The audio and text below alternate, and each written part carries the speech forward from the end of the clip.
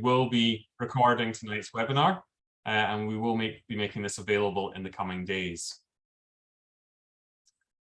Okay, so thank you very much for joining us for this first ever South East Scotland region all members meeting. It's great that so many members from across the region have registered for tonight's webinar and are interested in finding out more about our regional strategy. For those who don't know me, my name is Martin Elliott and I'm Regional Commissioner for South East Scotland region.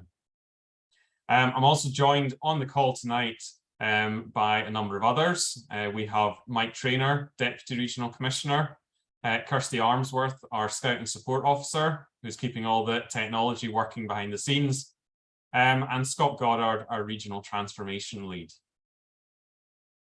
The aim of tonight's session is to provide an introduction to what's in our updated regional strategy that's been approved by our regional trustees, and to look at some of the ways that we'll be working to achieve the ambitious targets that it sets. But before we start, I want to take the opportunity to thank all of you who volunteer for South East Scotland Scouts for the work that you've done. It's fair to say that the last few years have been exceptionally challenging, but throughout it all, you've continued to support our young people in whatever role that you hold so that they can continue to develop skills for life. So thank you for all that you've done and continue to do. It makes such a huge difference, and I'm extremely proud to be part of a region that is so positive, energetic, and dedicated to volunteering. And it's only because we have such a brilliant volunteer team across the region that we're able to set such ambitious goals for our region going forward. So what are we going to cover in tonight's meeting? Well, we'll start by looking at a bit of context. Where have we come from with our existing strategy? And of course, we can't ignore the effect that the COVID-19 pandemic had on scouting within the region. We'll then look at where the region currently is and how that has shaped the updates to our strategy that we've made. We'll then spend some time taking you through the updated goals and the different work streams that we're setting up to support this. We'll also briefly cover some of the wider changes that are coming from UK Scouts, which will complement the work that we're doing. And it's important that we make time so that you have an opportunity to ask questions. So we will leave time for question and answer at the end. And I would encourage you to make use of the Q&A box in your Zoom window to ask questions as we go through. And Mike will be managing the questions and putting them to our speakers at the end of the meeting.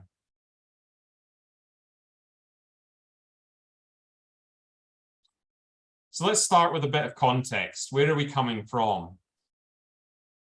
So some of you will have attended webinars run by UK Scouts recently, and you may have seen this image to show the journey that we're on. If we look back to 2018, we saw UK Scouting release its Skills for Life plan with corresponding strategies from Scouts Scotland and from South East Scotland region.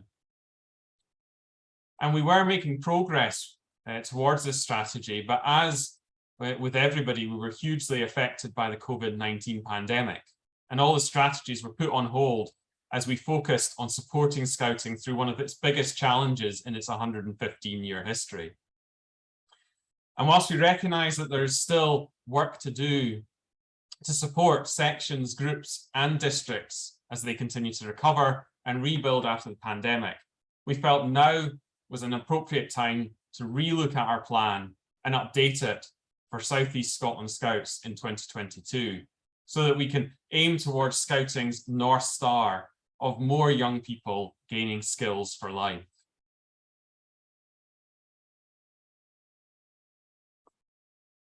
As I mentioned on the previous slide, our current regional strategy was launched in 2018 alongside the UK Scouts and Scouts Scotland Skills for Life strategies. And this strategy was originally scheduled to run to 2023. And it's important to note that a lot has been achieved from that strategy despite the challenges that COVID introduced. So I want to take a moment to recognise the huge contribution made over that time, and particularly the contribution made by my predecessor as Regional Commissioner, Marjorie Naylor, to whose enthusiasm for scouting within the region a lot of these achievements are due. One of the first actions she took as Regional Commissioner was to agree with the Regional Executive Committee that we would appoint a Scouting Support Officer to support our volunteers.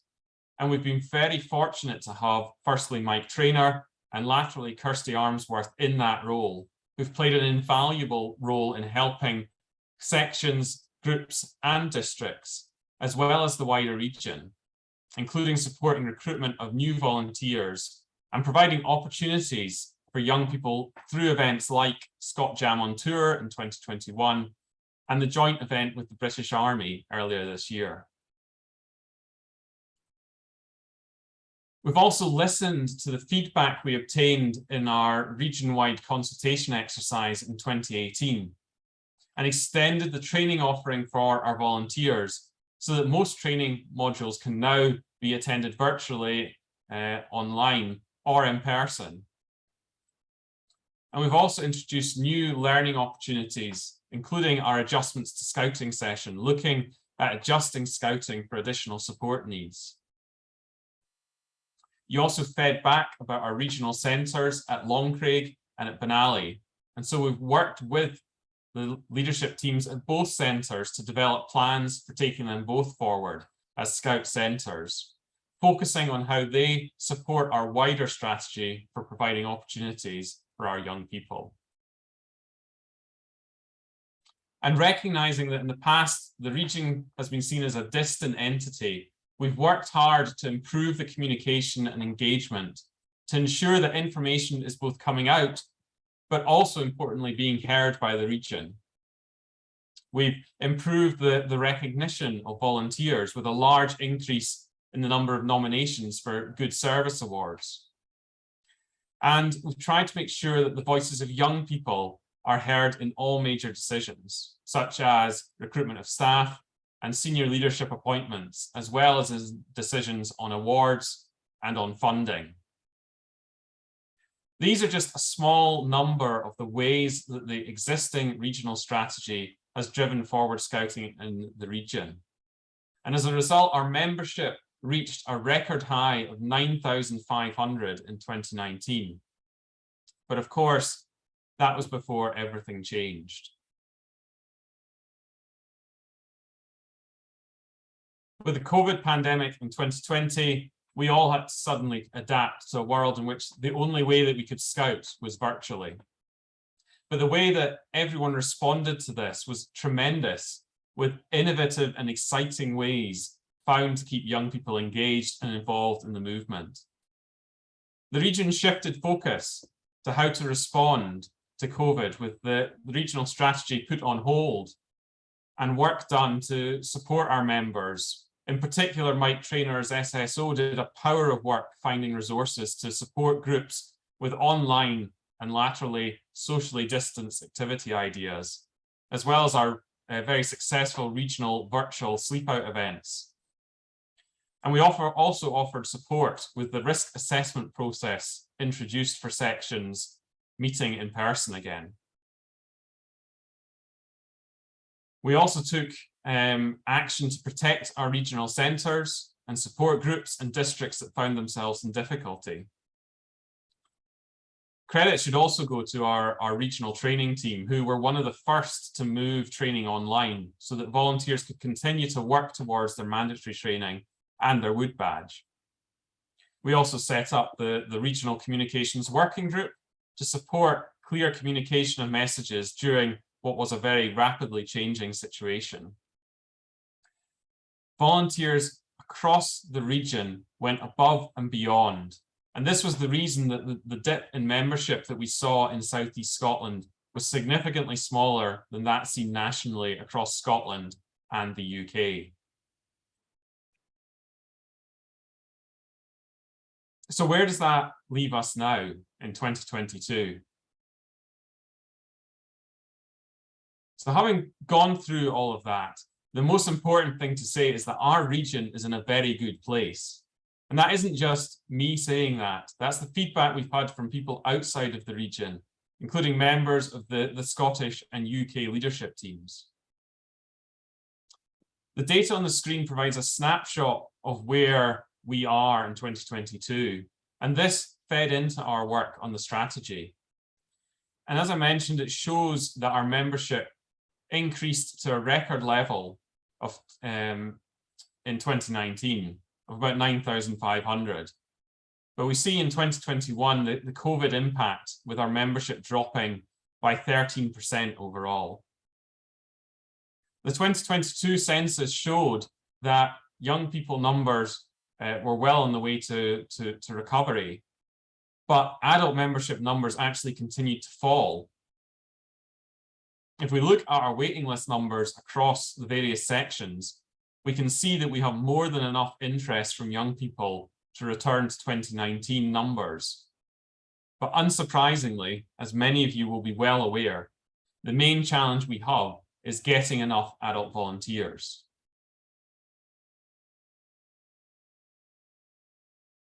And that's where the updated strategy comes in. So where are we going with our updated regional strategy?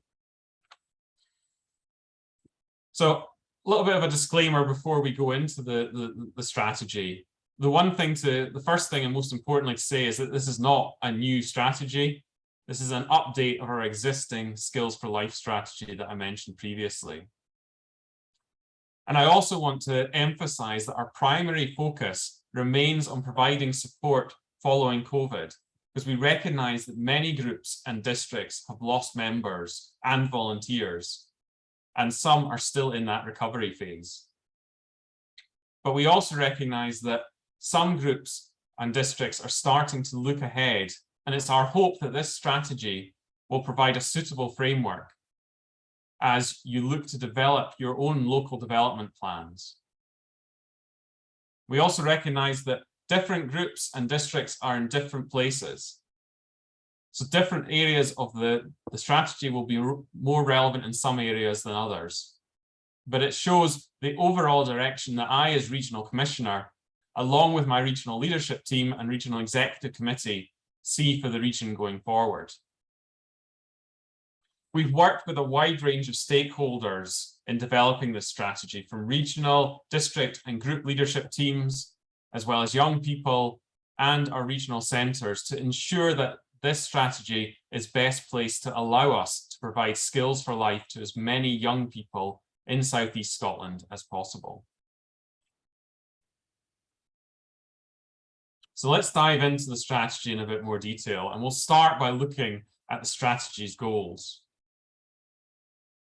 These goals continue to be consistent with those contained within the UK and Scottish Skills for Life strategy, and are split into 4 categories. The goals which will probably grab people's attention are the growth targets, which are ambitious. We're looking to increase our young people membership by 15% and adult volunteers by 20% of our current levels by 2025. As the data that I showed on the previous screen demonstrates, there is the interest from the young people to achieve our 7,500 target. But we recognise that the bigger challenge is going to be recruiting the additional volunteers that we need to firstly support the existing provision and then extend provision to provide places for more young people. It's important to note that this number is individual volunteers, so it's not roles filled. So I'm very aware that it is very easy to keep adding more roles to people until they're in danger of burning out. So it's important to note that we're not looking here at people taking on additional roles. This is additional volunteers coming into the movement. And with this in mind, the primary focus of the Scouting Support Officer role in this coming year will be around adult recruitment. And Kirsty has already done a lot of work in partnership with districts and groups to start making inroads into that very challenging target. In addition, the evidence shows that young people who've been part of the movement are some of the best sources of adult volunteers. So we'll be looking to increase support for the Explorer Scout Young Leader Scheme, and we aim by 2025 to have 300 young leaders across the region. We also recognise the continuing importance of our volunteers having the appropriate learning, and so we want to ensure that at least 90% of adult volunteers have completed the required initial training within their first 5 months. If you've read any of my updates since I became Regional Commissioner at the start of 2021, it won't come as a big surprise to you that inclusion is one of my key priorities. And so by 2025, I want to ensure that we're removing barriers that prevent our region from being representative of our wider communities. There will be an obvious overlap with our growth area, as the barrier might be lack of adult volunteers. But in other cases, it could be resources, appropriate meeting places, or lack of appropriate training. I also want to ensure that learning opportunities are available to support this. And we've begun this with our adjustments to scouting training and mental health training for managers, which we've been trialing with the regional team and aim to roll out more widely. We're in the process of setting up a working group to help support this. And we will also be announcing some exciting additional support that we'll be making available to groups and districts to help achieve this. Thirdly, we continue to drive to ensure that Scouting in South East Scotland is shaped by our young people. And I'm really looking forward to working with our new regional advisor, Rue Hannah McNiven, to drive this area forward. We also want to build on the work that was done by the Top Awards Working Group back in 2020 to support sections to get more young people achieving their top awards. And finally, we've seen in recent years, both with COVID and the recent war in Ukraine, that our young people and volunteers put their Scouting values into action to support others. And we want to make sure that we continue to develop this and ensure that as many young people as possible have the opportunity to take part in community impact projects.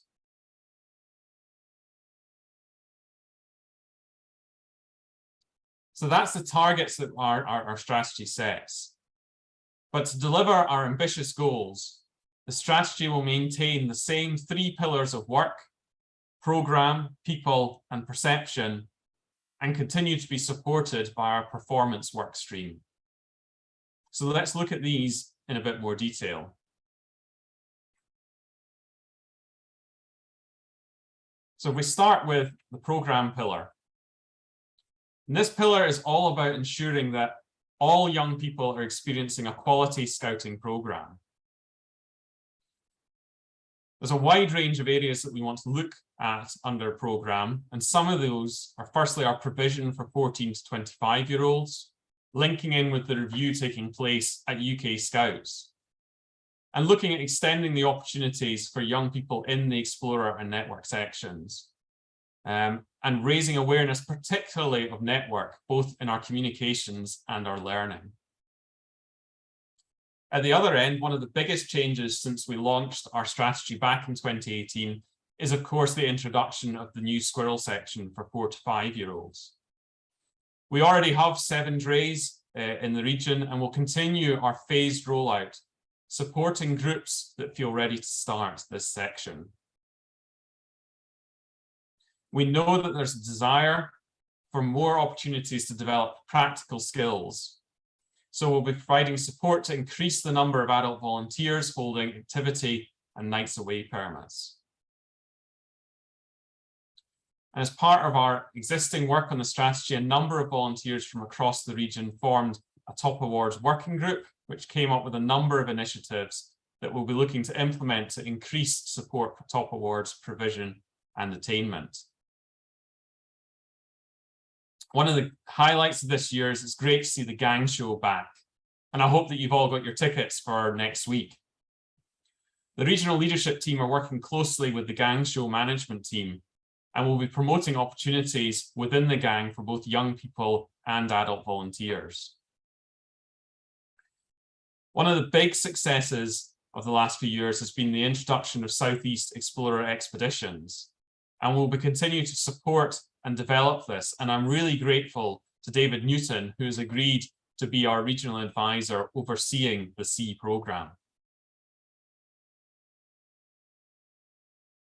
And in line with our inclusion drive, we will also be looking at what opportunities there are to improve accessibility of international opportunities, such as the World Scout Jamboree, MOOTS, and other jamborees and jamborettes.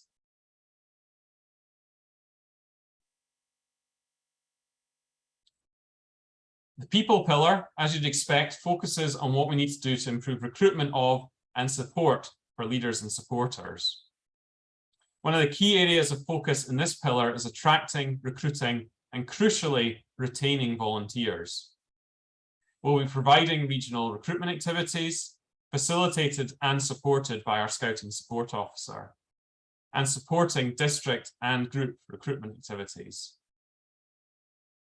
We'll continue to develop and transform our adult learning, building on the progress we've made and tying in some of the wider changes that are coming from UK Scouting. We also want to ensure that we continue to recognise our volunteers. We've already set up a regional awards advisory group, and we'll be looking to have a thank you event to recognise our volunteers, tying in with the region's 15th anniversary next year. We'll also provide support to groups and districts to create and update development plans to help you to deliver skills for life in your own communities. And we'll also be taking action to support our inclusion goals that I discussed earlier. And I'm grateful to those who are already leading on this important work. The next webinar we do is going to be focused on this. And we'll also be providing details on how you can access financial support with our new inclusion fund to support initiatives to make Scouting more inclusive in your section, group, or district. Now, I've mentioned a couple of times that there are some wider changes coming from UK Scouts, and hopefully you all received an email about this last month. So I thought it would be worthwhile spending a few minutes on these changes, as there will be clear overlap with the work that we're looking to do with the strategy. So at this stage, I'm going to pass across to Scott Goddard, who's leading our support of these changes within the region, to give an overview of the exciting changes that are coming in our volunteer experience.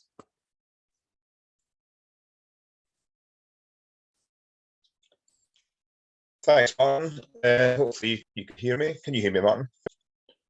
Yes, we can. Good news. Thanks for that, Martin. Hi to everyone who's tuning in live, and a particular mention to those of you who are tuning in on catch up over the coming days. Thanks for giving us your time. My name's Scott Goddard, and I took the role on as being the transformation lead just earlier in the summer.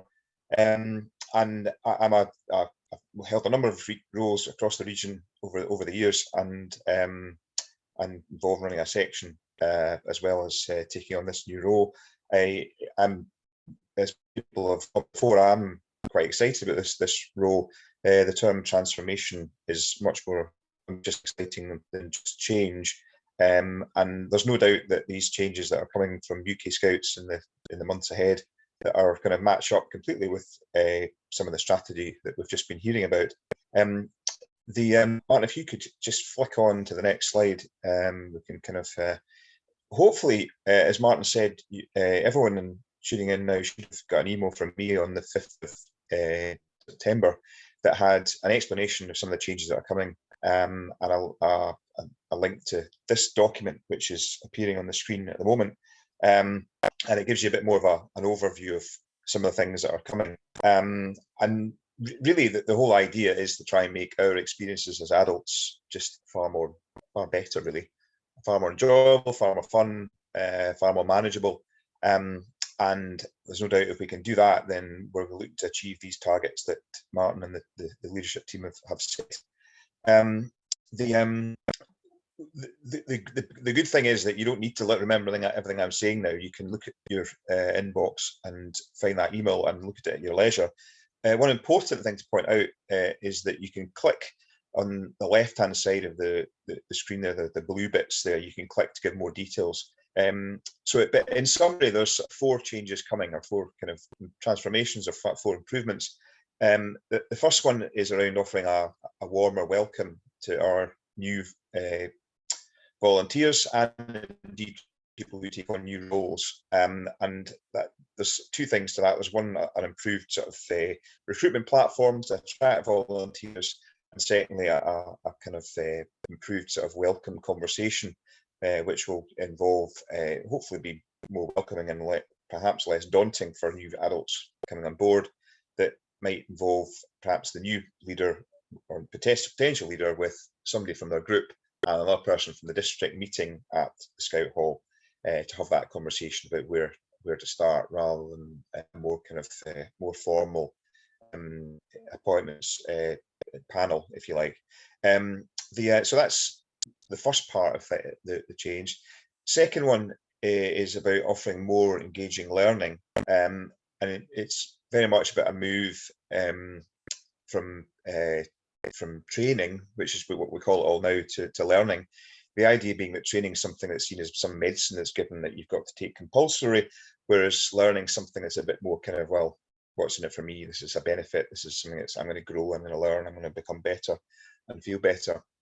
And what this is all about, perhaps, is going for a digital first approach, but not digital only. So we've improved the digital ways to access the learning, but that is not going to mean that that's the only way to do it. And there'll be kind of mandatory training to take part that we're all used to now, like first aid, safety, safeguarding, and such. And then some of the more kind of in-depth parts of the training to complete the WIB badge will in time become optional, if you like. But the idea being that people are going to be motivated and enthused to actually take part in the learning, because it will be good quality and help people do their job and enjoy the role. So that's coming, but obviously what we're anxious is that people keep continuing engaging with the training that's, or the learning that's coming down the path until that change occurs. And then there'll be a slightly more joined up system that allows the validation, as people might be aware, the validation process can be a bit clunky. So it's you do the training and then that's you're done, rather than do things manually. The third change is about positive volunteering every day, and this is very much recognising that at the moment there's too few people doing far too much work, and it's moving to a kind of model where there'll be teams of people running sections or groups or districts or regions, if you like, and it's spreading the load from people like DCs and group scout leaders who traditionally have the weight of the world on their shoulders. So it's spreading that a bit wider, and there'll be a part of that change, change, that there'll be a few changes in sort of role titles coming down the line as well, but all of that for good reasons, to make the work and the volunteering we do more manageable and avoid burnout, as Martin alluded to. And then the final change is, and this is for many people will be one of the most exciting bits, is an improved digital tool to support what we do, and the phasing out of Compass, which some people might be familiar with, and having a new single login through scouts.org.uk that will kind of allow things to be just far more 21st century. So that's coming down the line as well. It may well be that in terms of the way the good news is that South East Scotland Scouts has been selected to be the region in Scotland that's going to do these changes first. We'll be one of the early adopters alongside another 9 regions across the UK. And if you could flick on to the next slide, Martin, we might see a bit of information about that. Maybe go forward again if you could. I'll come back to that maybe. We're getting to do it before everybody else, which is good news, and I think we're up for it. There are change managers who are employed by the Scouts, UK Scouts, that are going to support and help us be able to deliver that. We're sort of forming a team of people within the region to be able to support and help deliver the change. And there's sort of 4 steps. The phase of understand is something that we're doing now in Christmas time, and then planning from sort of Christmas time on through to sort of September, October time next year. And the digital system will hopefully be alive for us, maybe kind of October, November time next year, and then we'll keep going from there. So that's to give people a bit of an idea of timescales. The sort of news is that the UK Scouts have decided to offer us a bit of extra time for that, which is for me is a good thing, because it just allows us to get it right and make these changes something that are going to work. You can go back a slide, Martin, that'd be great. Obviously, this all does, the whole point is to be able to offer more young people Schools for Life, and we do that by getting more adults. And for me, it's a real passion that, you know, what we want to do is make South East Scotland Scouts the place to volunteer in the UK, the best place for adults to volunteer, where they're best supported, best valued, and have the best fun. And I've got no doubt the changes that are coming from the UK are going to help us to be able to do that. Is there one more slide further on, Martin? Let's have a check. No. The only thing I was going to say, that if there's not a slide for it, was there's the opportunity for people to sort of feed in that sort of testing hub on the Scouts website. If people want to sort of test out some of the changes that are coming, lots of things have been decided and are going to happen, but there's some things that I look for a bit of feedback on. If people want to engage with that, that'd be terrific. And it may well be people want to ask questions about that, and indeed anything else that Martin has said so far. So feel free to use the question facility on the Zoom. So it won't be the chat, because I don't know the chat works, but if you want to ask a question, you can feed into that. But thanks everyone for listening to that. There'll be other communication events to kind of engage people about the transformation that's coming, and I'm looking forward to working with everybody in regard to that. So thanks very much. Back to you, Martin.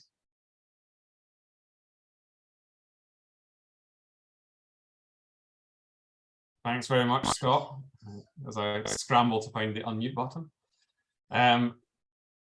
Yeah, as Scott said, please take the opportunity to ask us any questions, either on the transformation that Scott's just talked about, or on any of the items that we're talking about tonight, because we want to make sure that you get the answers you're looking for from this.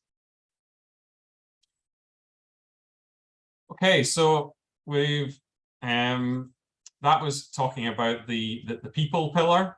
The third pillar of our strategy is round about perception, and this focuses on what we need to do to improve the way that Scouting is regarded by both its members, but by the wider public as well. We have done a lot to improve our communications and our brand over recent years, and we will be continuing to do this, making use of the variety of communication channels open to us, as well as a brand new website. We will also be taking action to support our youth involvement goals that I discussed earlier, and looking at how we can provide opportunities for young people to take part in community impact projects, as well as recognising the huge amount of community impact going on locally in groups and sections already. There's already a lot of places within the region where these are being done well, and we will be looking to share that good practice that is going on in these areas. In particular, Ruhana McNiven, our regional advisor for youth involvement, I mentioned earlier, is keen to get out and visit sections. So please reach out to them, as they'd be delighted to visit you and see what is going on across the region.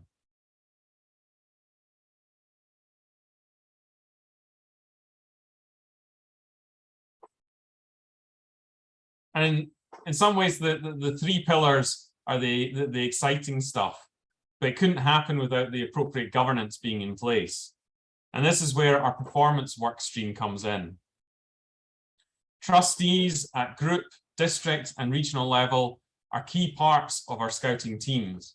And we'll be looking to support them in areas such as governance, risk and finance, ensuring that the region and districts and groups remain compliant with all requirements and have sound financial management and controls in place.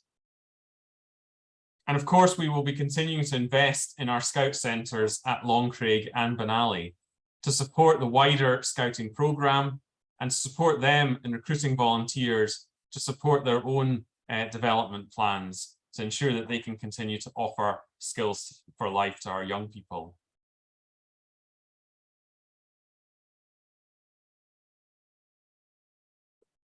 So that has given you a bit of an introduction to some of the key areas of our strategy. So what comes next? So now that we have the strategy in place, we have set up a new strategy section of our regional website, and we will be emailing all members in the coming days to share the link to that, as well as the recording of today's session. As I mentioned already, we've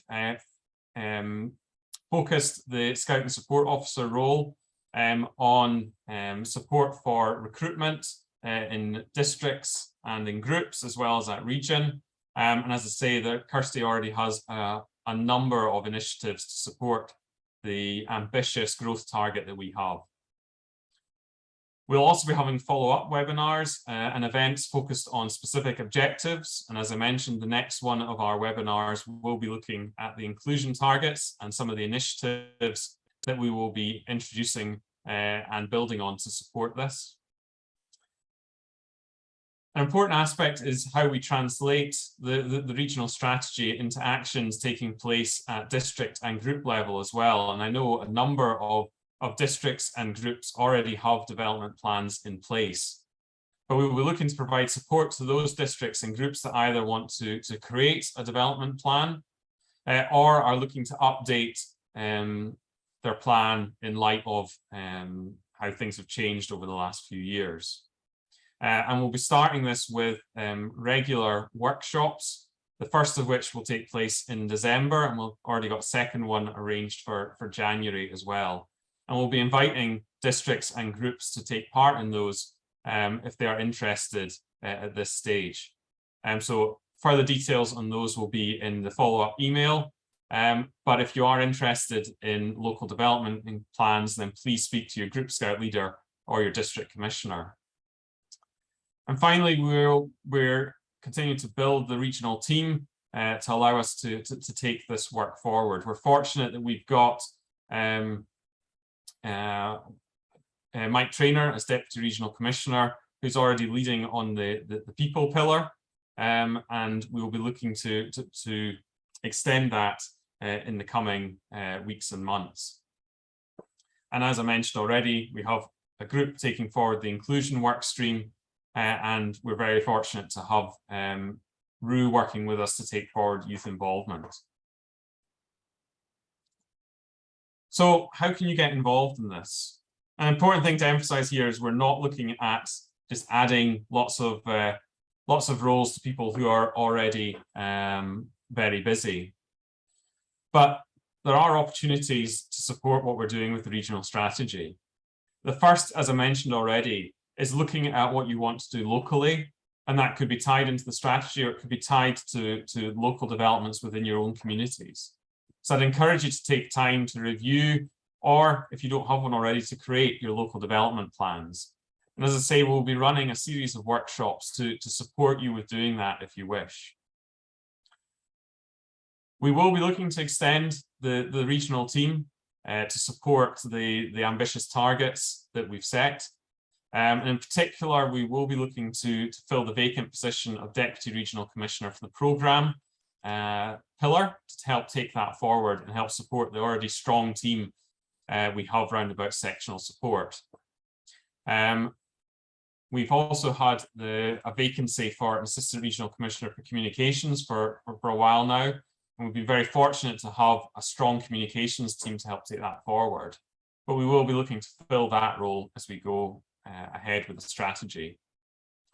And also a number of district teams have vacancies for roles, whether that's in Assistant District Commissioner roles or training advisor roles. There's a wide range of opportunities to get involved with your district teams as well. So if you're interested in the regional or district opportunities, please feel free to reach out to myself or to your local district commissioner to find out how you can get involved. As I mentioned, we already recognise that there's a lot of good stuff going on across the region. So it would be great if you can share ideas, whether in organised sessions or just more generally. And we also want to hear your feedback, because we want this strategy and the work streams that we put in place to take it forward to meet the needs of those making sure scouting happens on the ground and actually delivering those skills for life to our young people. So please don't hesitate to reach out to me or to any member of the regional team with any suggestions or feedback that you may have. And finally, an important step you can take is making sure that your record on Compass is up to date. So whether that's making sure that you have your current email address there, making sure that your training's up to date, that your roles are up to date, that means it makes it much easier for us to manage the needs across the region, and also to make sure that you're kept up to date on what is happening. And it also means that if you keep your mandatory training up to date, then district commissioners and GSLs can focus on driving forward the development of scouting locally rather than having to chase people for their mandatory training. So with that, I will stop and take opportunity for questions. So I'll hand over to Mike Trainer to take us through the questions that have been asked. Yeah, Martin, we've had 3 so far. First one is for you. What is the plan around squirrels for 2023 and beyond? I guess, could you just give a bit more detail on plans for squirrels, please? Yeah, no, that's a really good question. So thank you for that. Yeah, squirrels has been, we've seen incredible growth in that already, with the 7 drays that I mentioned being set up. And I've had the pleasure of actually getting out and visiting quite a few of those. And I must say, if you're skeptical about the opportunities that the squirrel section brings, I would encourage you to go and visit a squirrel section. And certainly it has opened my eyes to how valuable this new provision is. And I know several of our new squirrel drays would be more than happy for you to visit. With regards to where we go from here, it's important to emphasize that there is no requirement to start squirrels yet if you don't feel you're ready for it. It continues to be voluntary, and it continues to be process that you work with your group scout leader and district commissioner. And if you decide that you want to go ahead with squirrels, then you can apply to set up, and you'll be put in a cohort to support that. You also have regional support available from Neil Hogg, who's our squirrels advisor, and I know has worked closely with a number of the drays that have been set up, and would be happy to answer any questions that you've got. So there's no requirement at this stage, but if it is something that is of interest, I would encourage you to look at it. There is a lot of support and guidance made available. And one thing I've heard a few people mention when I've been talking to them about squirrels is there is a perception that you can only open a squirrel dray if you're in an area of deprivation or an area of need. And that's not the case. Whilst we certainly want to target provision in those areas, that does not preclude anyone from any area opening a squirrel dray if they feel ready to. So please don't feel that because you're in a more affluent part of the region, you can't open squirrels. That's certainly not true, and we would be happy to support you in doing that. You should also keep an eye out for some information opportunities coming from UK Scouting. There'll be some new grants, I think, coming out next month, which will support squirrel provision, both in areas of deprivation, but also more widely. So keep an eye out for those. So hopefully that answers the question, but if anyone has further questions on squirrels, please feel free to reach out to either myself or Neil Hogg, and we'll be happy to help you with that. Thanks, Martin. Just a reminder, the Q&A is still open. Got a couple of questions for Scott. Scott, first one is timescales have obviously moved out already. Is there a high level of confidence that the timelines you mentioned will be able to be met? And second one is, will section leaders be expected to have completed their wood badge, or is this going to be optional for everybody? I guess that's going forward. Thanks, Mike. Those are two good questions. Somebody must have had experience in the past of such things. Well, the good things are they're not my timescale, so I don't feel under pressure or threatened by that question at all. But for me, I mean, I think the one thing that may be causing some of the push on timescales is getting the digital system right. And I think one thing that we should all know is that getting this digital system right is key, based on previous challenges with Compass not being quite as good as it maybe should be. So if we've got to wait another few months to get a system that works, then I'm all for that. And obviously some of the other sort of more softer changes in terms of the warmer welcome and such, I think they're things that are in far less danger of slipping at all, because it's just something that we need to kind of be given the go ahead to do and implement those softer changes, if that makes some sense. So I'm not overly concerned. I think it's a good thing. I think it's something that's going to be well worth the wait. With regard to the training, remind me the question, Mike, just so the benefit of yes, it's will section leaders be expected to have completed their wood badge, or is this going to be optional for everyone? Yeah, well, the idea is that the wood badge will become optional for everybody. Obviously, the mandatory training will have sort of a bit more to it than the current mandatory training. There'll be things that will help us do the job, deliver a good program, and manage young people and such like that. But the sort of next steps on the wood badge, the sort of logic behind that is to sort of avoid having this thing of beating everybody with a stick. Come on, you need to do this, and you do this, and you do this. And make it more people self-motivated to be able to engage in that learning, and it be very much something that's useful to them, that they want to do and feel that they want to have completed that training and get their badge, rather than be something that's just this compulsory heavy thing hanging around people's neck, if that makes some sense. So I think that's the sort of where that's coming from. And as I say, hopefully obviously this is all part of a several year change, so people hopefully continue to engage with the wood badge training as is at the moment, as we would do normally. Does that answer the question? Hopefully. Yeah, it does. What I would just add, perhaps build on that, Scott, to say that there are, for those that are currently doing their wood badge, there are modules available both online and face-to-face in over the next couple of months, and we'll be promoting the calendar for the start of next year. So really, still encourage people to do their training and get their wood badges to help develop their own skills and then pass those skills on to young people. So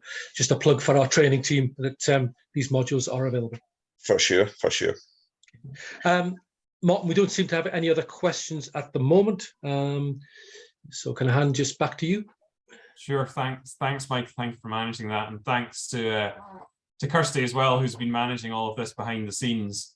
There was one question that came in that we've answered in the Q&A box, but just to confirm that we will be sending out the actual strategy document following this webinar. So that will be going into there will be an email coming out to all members later this week, that will have a link to the strategy document and also to the recording of today's meeting. If there are no further questions, that's pretty good timing. So all that's left to do then is to